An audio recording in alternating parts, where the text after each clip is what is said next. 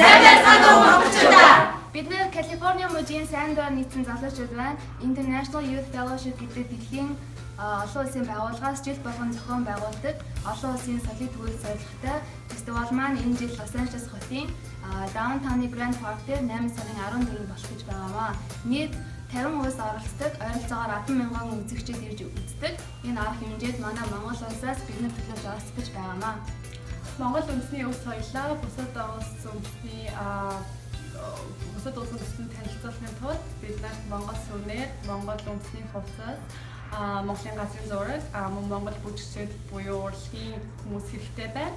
Бидний дуу хоолойг түгээж цааш нь дамжуулж бас хамтдаа Нэгцээ!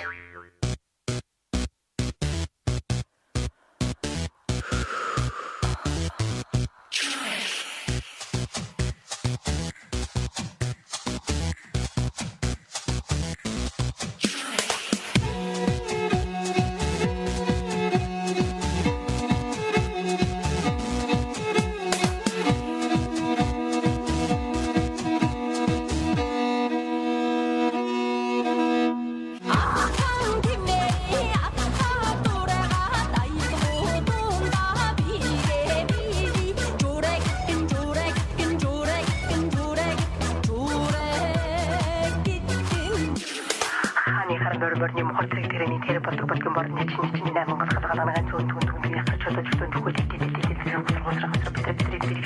сайхан нуурын фаза